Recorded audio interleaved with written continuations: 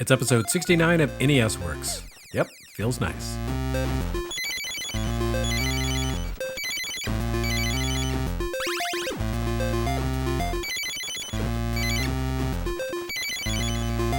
We've reached December 1987, and there are only 2 games to discuss here. One of them is Mega Man, which is great. The other is this one, Wizards and Warriors. It's less great, but it's still pretty decent. Wizards and Warriors comes to us from Rare, whom we previously saw back at the beginning of the year with SLALOM. SLALOM was notable for being the first NES game developed by a Western studio. Wizards and Warriors is notable for being the first NES game developed by a Western studio for a Western publisher. I had speculated that Gauntlet by Tengen might have held that distinction due to the fuzziness surrounding the launch dates of Tengen's 3 officially licensed NES titles in the wake of Nintendo's complete disavowal of their existence. But this turns out not to be the case.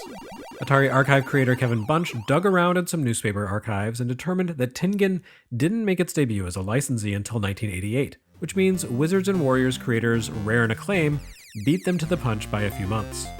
I don't know that being the first all-Western NES production is necessarily a glorious milestone. As we'll see down the road, alas, Western studios arrived late to the game on NES and rarely hit the highs that their best Japanese peers did. Wizards and Warriors isn't bad though. It has some issues to be sure, but it's energetic and fast-paced, and it generally holds up pretty well. It helps that it's a lot more forgiving than you might expect from a game by Rare. Generally speaking, Rare was all about kicking players' asses and making them feel bad about themselves. See, for example, COBRA Triangle or Battletoads. Either Rare was feeling merciful, or Acclaim stepped in and said, hey, whoa, let's make this a reasonable challenge. Whatever the case, Wizards and Warriors is a game that allows players infinite chances to reach the end with minimal penalties for dying. Protagonist KUROS gets 3 lives per game and a respectable health bar with each life, but once your lives run out, you can continue indefinitely and restart from exactly where you fell. The only penalty for continuing is that your score resets to 0 each time.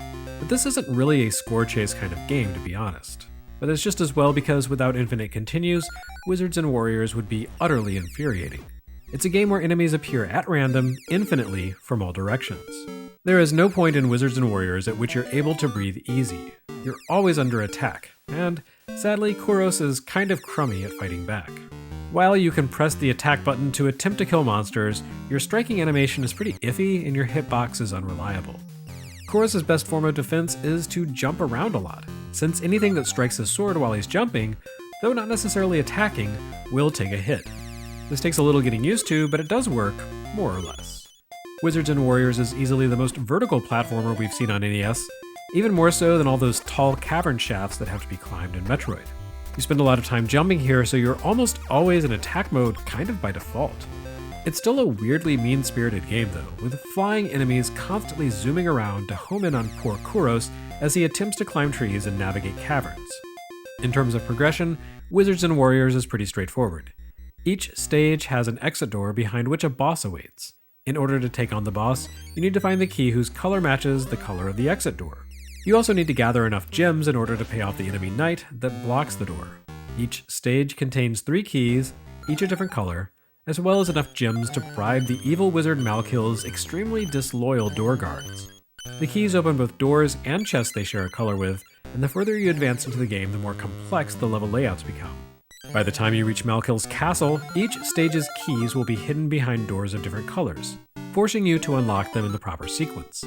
It's not especially complex, but it does require a certain degree of exploration, made somewhat more difficult by the extremely large and free-scrolling design of the stages. You do have to hand it to Rare. Wizards and Warriors is one of the more technically impressive games we've seen on NES. It doesn't look amazing in terms of visual design, but its levels are large, they can scroll in all directions, and everything moves smoothly without jank. There's also a fair amount of stuff to find in addition to the keys and gems, most of which expands KUROS' combat capabilities. There's no double jump here, because I don't think that concept existed in video games yet, but you can get a potion of levitation. The potion is a permanent upgrade that allows KUROS to hover upward when the player holds up on the D-pad, and you can leap while hovering to gain extra altitude. The counterpart to the potion, the Feather of Featherfall, allows you to hold up and slow your plunge while falling, a huge help when you miss a jump at the top of a tall tree or tower. You also have a rotating selection of powers attached to the select button.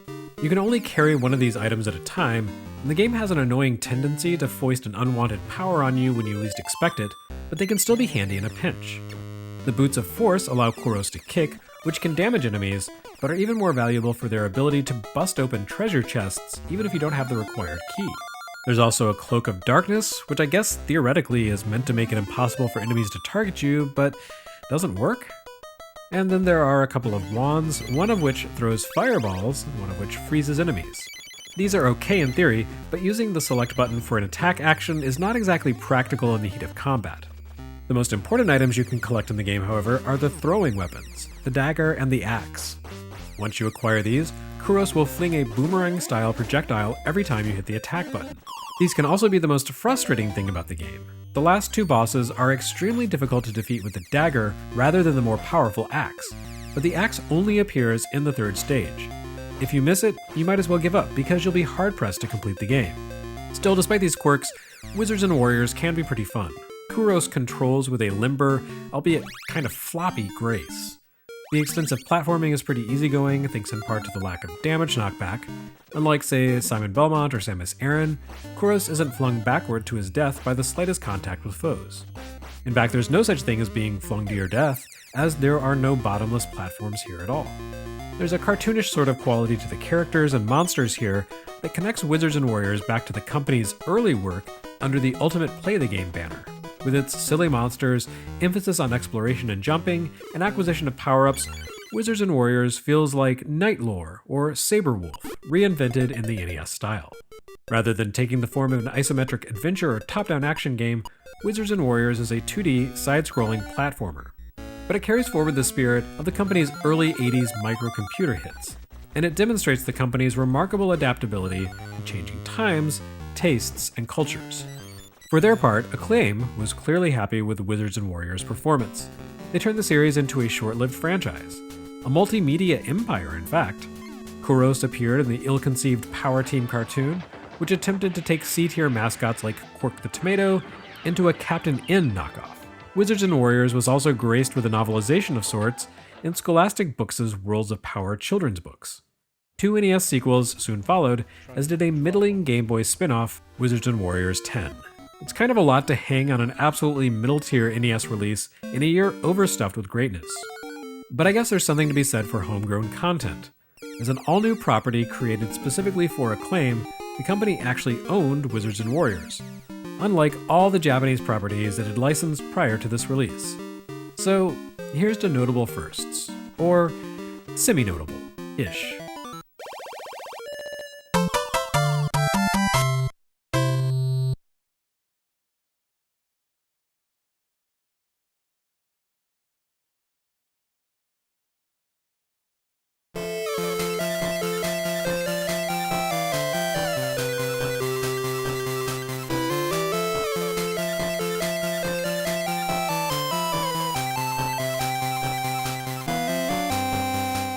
Next time on NES Works, we end 1987 on a very high note indeed.